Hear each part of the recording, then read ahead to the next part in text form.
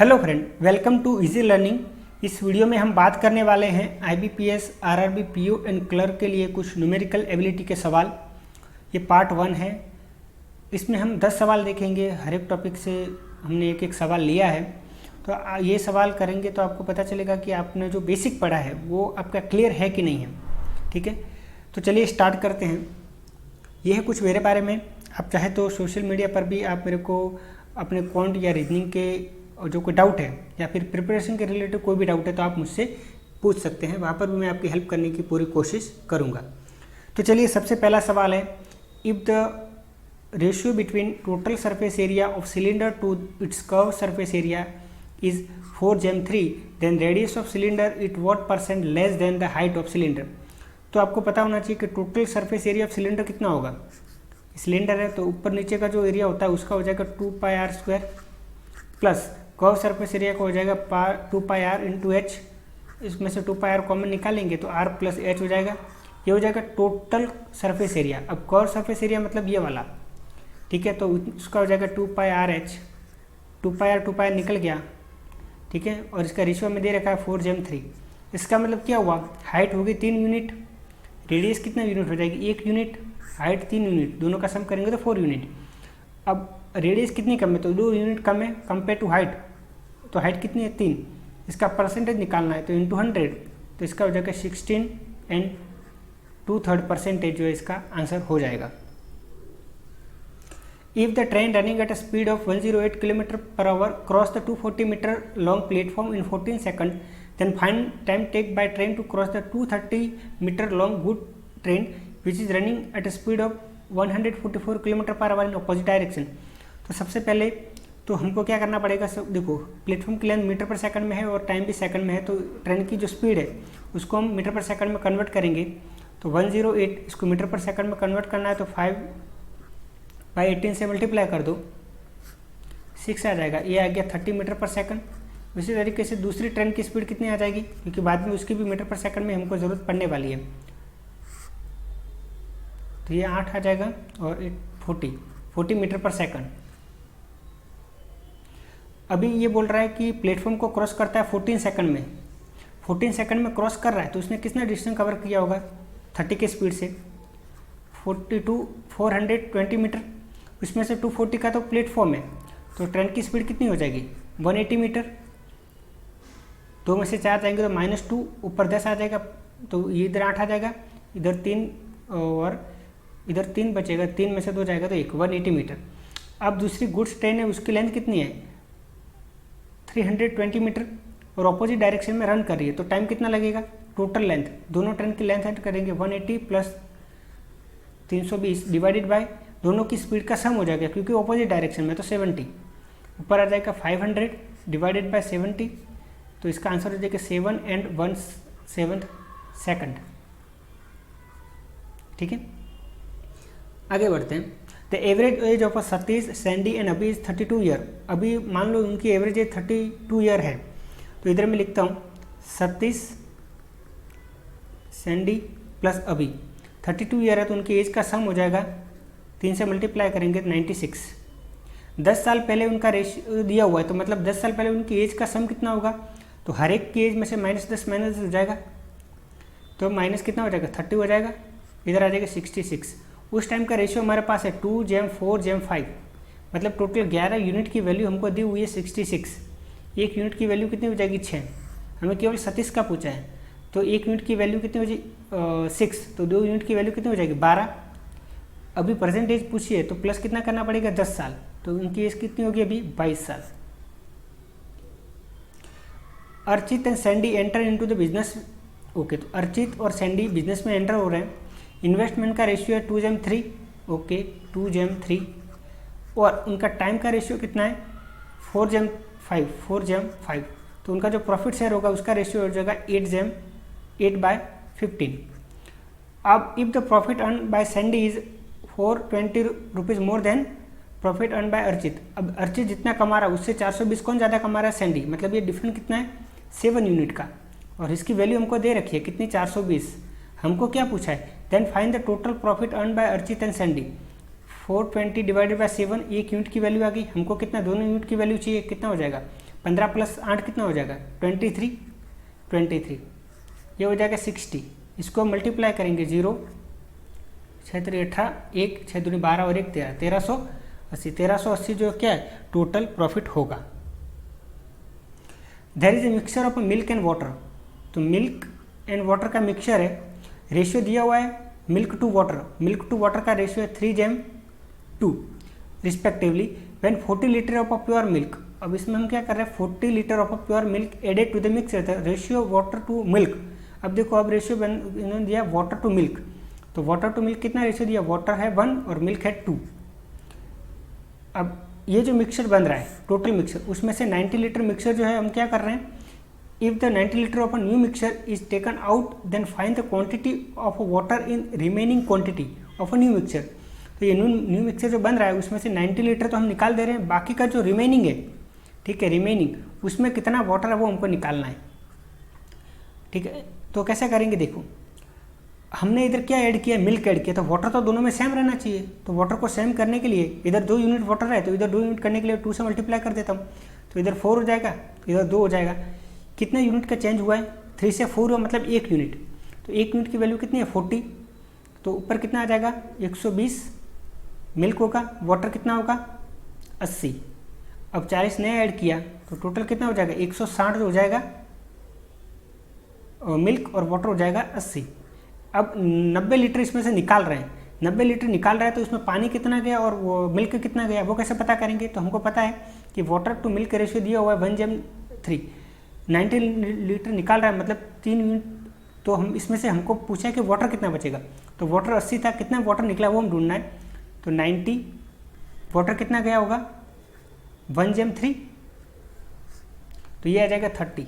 50 में से 30 गया तो कितना बचा 50 लीटर जो है वो वाटर बचा होगा। एक बार आप इसको फिर से देख लीजिएगा, इसी तरीके से गिनेंगे तो आराम से और जल्दी इसको सॉल्व किया जा सकता है। ठीक है, बेसिक एक्स और वाई करेंगे तो थोड़ा सा टाइम लग सकता है।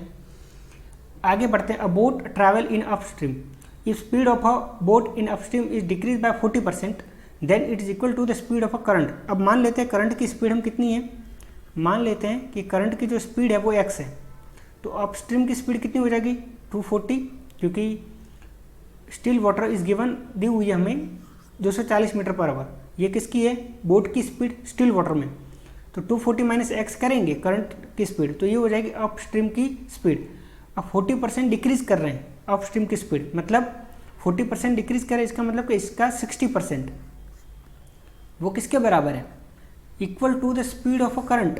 करंट की स्पीड तो हमने कितनी मानी x, इसको यदि हम सिंप्लीफाई करेंगे तो 240 इंटू 6/10, तो 0 से 0 देखिए 240 6/10 minus 0.6x is equal to x है।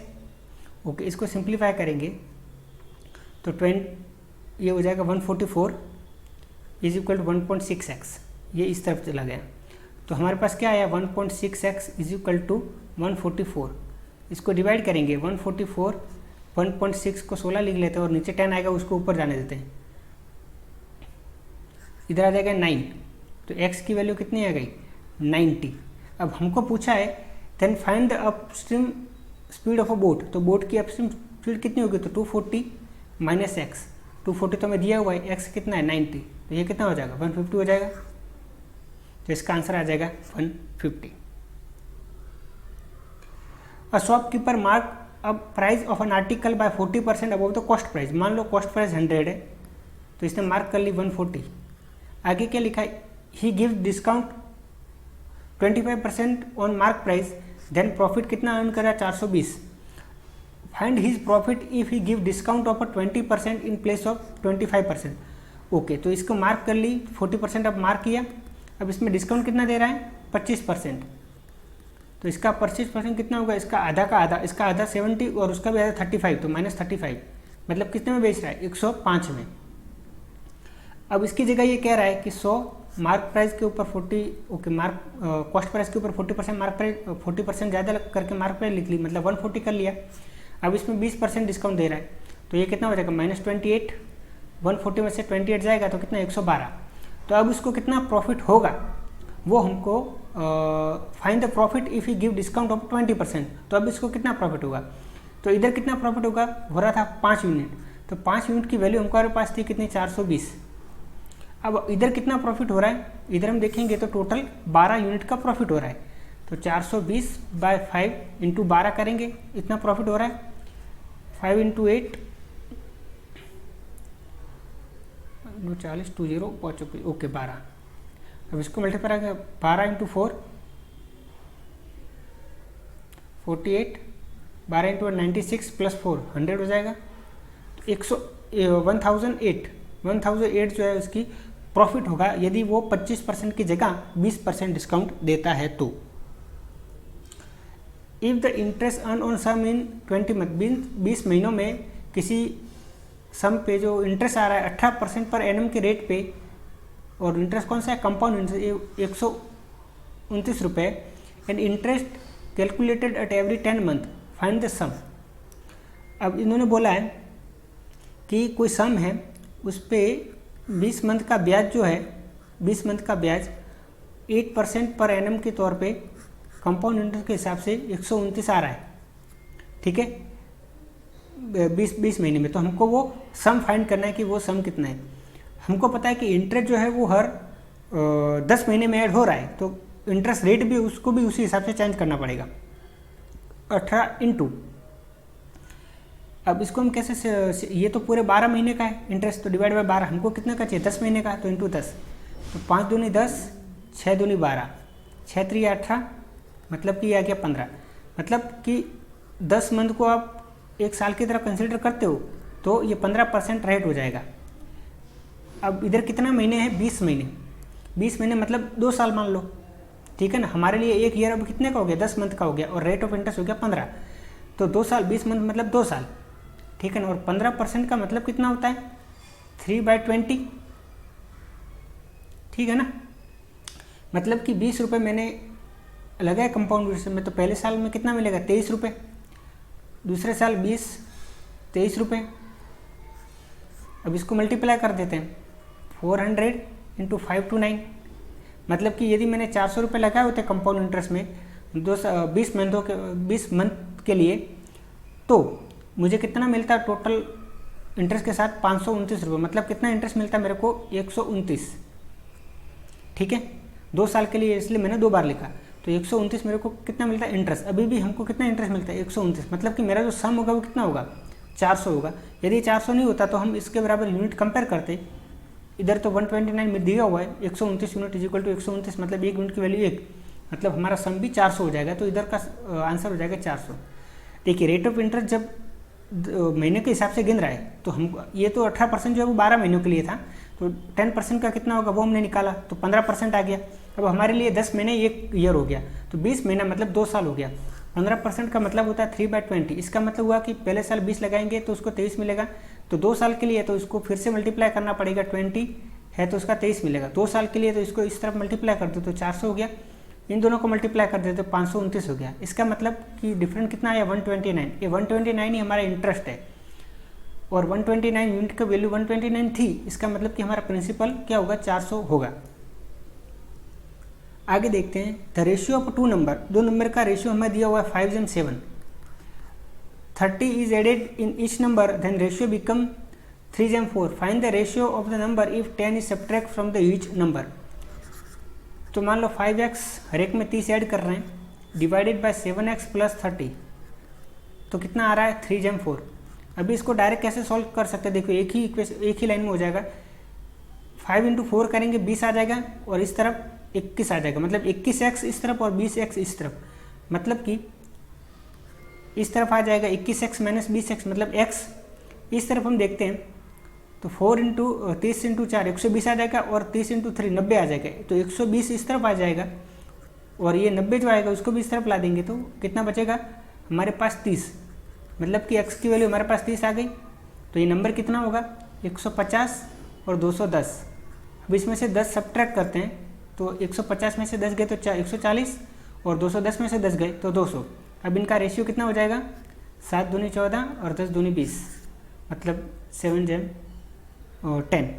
तो इसी स्पीड, आपको बहुत स्पीड से सॉल्व करना पड़ेगा, ये तो मैं समझा रहा हूँ इसलिए टाइम लग रहा है, मतलब इससे भी तेज़ आपको सॉल्व करना पड़ेगा, क्योंकि आरआरबी में क्वेश्चन इसी टाइप के होते हैं, और कट ऑफ भी अच्छे लेवल का जाता है। अंतिम सवाल है, what is the probability of getting sum of exactly 16 when the 3 dice are rolled together.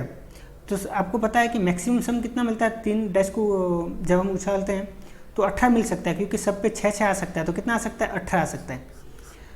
अब 16 लाना है हमको, तो मान लो 6, फिर हम 6 नहीं ले सकते, फिर हमें क्या लेना पड़ेगा, 4, तो ये हमारा 16 हो गया। 5 भी नहीं ले सकते, तो मैक्सिमम हमने ट्राई किया कि मैक्सिमम बड़े से बड़े नंबर हमने ले लिया 2 बार, और अभी हमें छोटा नंबर लेना मजबूरी थी तो हमने 4 ले लिया। इन्हीं की अरेंजमेंट हो सकती है 6, 4, 6, उसके बाद 4, 6, 6। अब क्या कर सकते हैं, एक आधे नंबर हम ट्रांसफ़र कर सकते हैं, जैसे कि 6 एक इस तरफ दे दिया तो 5 इस तरफ 5, ठीक है। अब इनकी अरेंजमेंट कैसे हो सकती है, तो कि 5, 6, 5, 5, 5, 6, और कुछ कर सकते हैं और कुछ नहीं कर सकते। और मान लो आप ये करोगे इसमें से इसको दे दो तो क्या हो जाएगा, 5, 6, 5, लेकिन ये तो हमारे पास ऑलरेडी है तो ये भी काम का नहीं है। मतलब टोटली 6 ही अरेंजमेंट ऐसी है जो बन सकती है, और टोटल आउटकम कितने होते हैं, 6, इसका क्यूब हो जाएगा तो 216, ठीक है। 3 डाइस को हम रोल कर रहे हैं तो हमारे जो फेवरेबल आउटकम है वो है 6 डिवाइडेड बाय 216, इसकी प्रोबेबिलिटी हो जाएगी 6 3 18, 3 बचेगा 6 36, तो 1/36 इसकी जो है प्रोबेबिलिटी होगी। आई होप कि आपको ये वीडियो पसंद आया होगा। पसंद आया तो वीडियो को लाइक कर लीजिए, अपने दोस्तों के साथ शेयर कीजिए। Thanks for watching.